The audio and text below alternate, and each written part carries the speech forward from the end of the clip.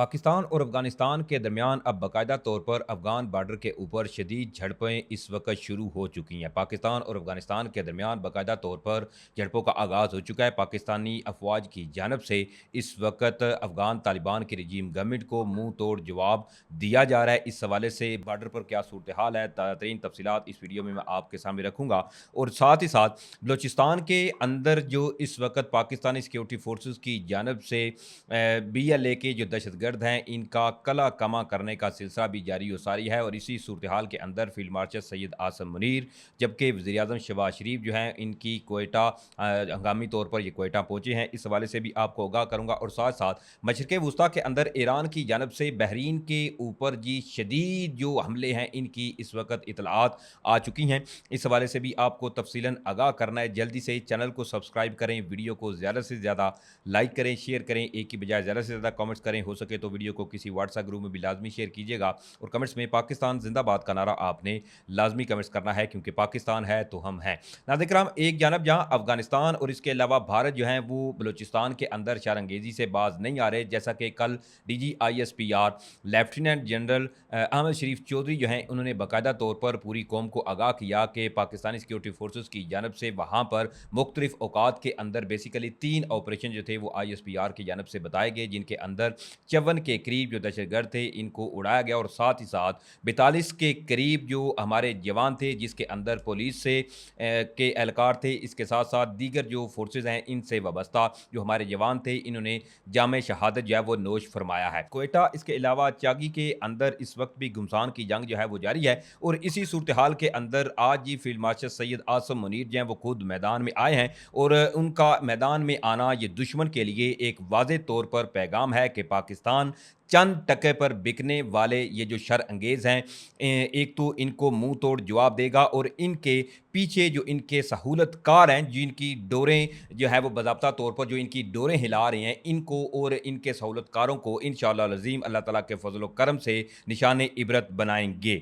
एक जानब जहाँ नज़र कराम ये सूरत हाल है, तो दूसरी तरफ जी अफगानिस्तान के बॉर्डर के ऊपर अफगान तालिबान की रजीम गवर्नमेंट जो है, उन्होंने भी पाकिस्तान के साथ शरारत की है। अब ये शरारत तो अफगान तालिबान की रजीम गवर्नमेंट ने की है, लेकिन ये शरारत इतनी महंगी पड़ी है अफगान तालिबान की रजीम गवर्नमेंट को। जो जवाबी कार्रवाई पाक फौज की जानब से दी गई है, ये दंदान शिकन जो जवाबी कार्रवाई थी वो दी गई थी। अब सबसे पहले ये समझिए कि जी हुआ क्या है। अब नाज़रीन किराम, हुआ यह है कि पाकिस्तान और अफगानिस्तान का जो बॉर्डर है, वहां पर जी अफगान तालिबान की जानब से सबसे पहले तो बिला इख्तियाल फायरिंग का आगाज़ किया जाता है। यानी एज सेम जैसे कि उनका एक ऑलरेडी ये वतीरा है कि पाकिस्तान के साथ बिला इख्तियाल फायरिंग करना, अनप्रोवोक फायरिंग का आगाज़ करना और हमारी तरफ जो सिविलियंस हैं इनको टारगेट करने की कोशिशें करना।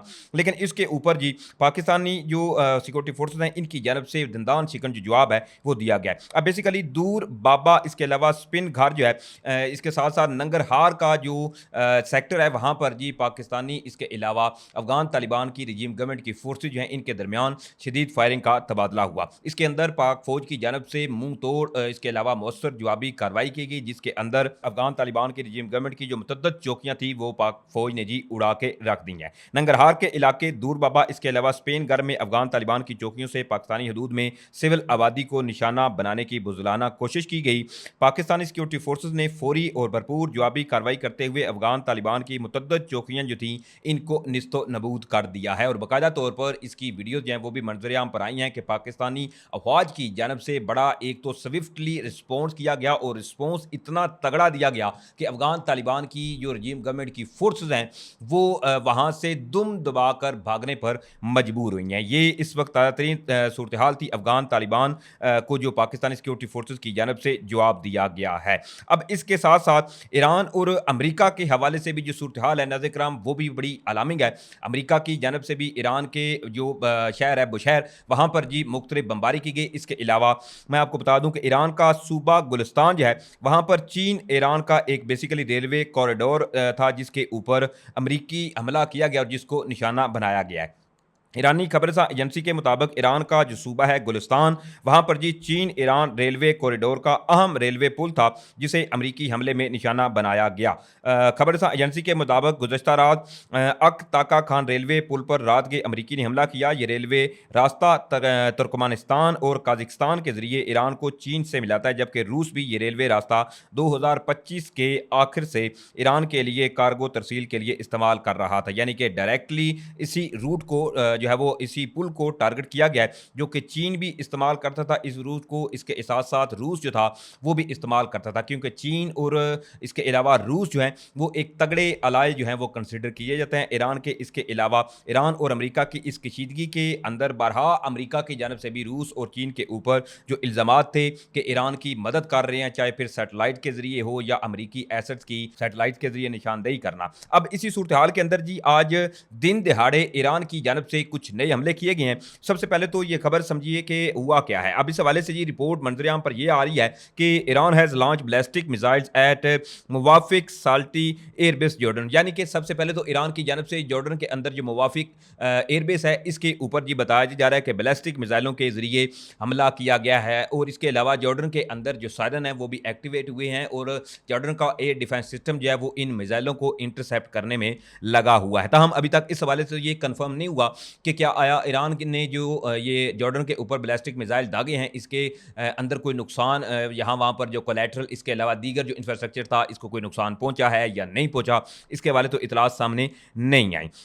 अब दूसरी तरफ जी ईरान की जानब से फर्दर जो बहरीन है वहाँ इसके ऊपर भी कुछ हमलों की इतलात सामने आई हैं और इब्तदाई इतलात के मुताबिक ईरान की जानब से एक नया हमला किया गया है जिसके अंदर बहरीन जो है वहाँ पर मुख्तलिफ सायरन इसके अलावा हमलों की जो इतलात हैं वो भी मंजर आम पर आई हैं। और इब्तदाई इतलात के मुताबिक बहरीन इसके साथ साथ कवैत और कतर जो हैं वहाँ पर भी जो ईरानियन बैलिस्टिक मिसाइल्स हैं इनके दागे जाने की जो तफसीलात हैं वो मंजर आम पर आई हैं। लेकिन अभी तक इस हवाले से ये कंफर्म नहीं हुआ कि क्या आया ईरानियन बैलिस्टिक मिसाइल्स ने जाकर हिट किया या नहीं किया। इससे कबल अगर देखें तो ईरान की जानब से जो कवैत के अंदर एयरबेस है जो कि अमेरिका का एक बड़ा ही अहम और स्ट्रेटेजिक बेस जो है वो कंसिडर किया जाता है, इसके ऊपर भी हमला किया गया था। ये इस वक्त नाज़रीन किराम मशरिक़ वुस्ता के अंदर सूरत हाल है। अब इसी सूरत हाल के अंदर नाज़रीन किराम जो कवैती अफवाज हैं उनके हवाले से एक बड़ी अहम स्टेटमेंट सामने आई है जो ईरान की जानब से मुसलसल हमले किए जा रहे हैं। अब इसके अंदर कुवैत की जो मिनिस्ट्री ऑफ डिफेंस है, वजारत दिफा है, इसके तर्जमान मेजर जनरल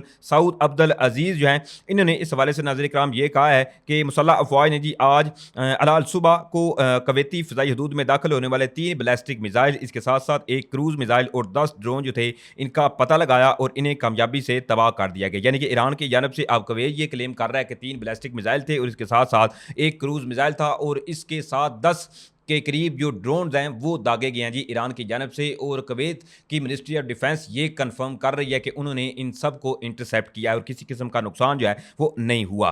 अब वजारत दिफा के बयान के मुताबिक इन कार्रवाइयों के नतीजे में मुख्तलिफ मकामात पर मिसाइलों इसके साथ साथ ड्रोन के मलबे के गिरने से अमलाक को नुकसान पहुंचा, जबकि एक शख्स जख्मी भी हुआ जिसे ज़रूरी तिबी इमदाद फराम जो है वो की जा रही है और इसकी हालत जो है वो भी बताई जा रही है। कुवैती मिनिस्ट्री ऑफ डिफेंस की जो ताज़ा तरीन स्टेटमेंट है इसके मुताबिक वो खतरे से बाहर है। ये इस वक्त मशरिक़ वुस्ता के अंदर सूरत हाल है जो मैंने आपके सामने रखी है।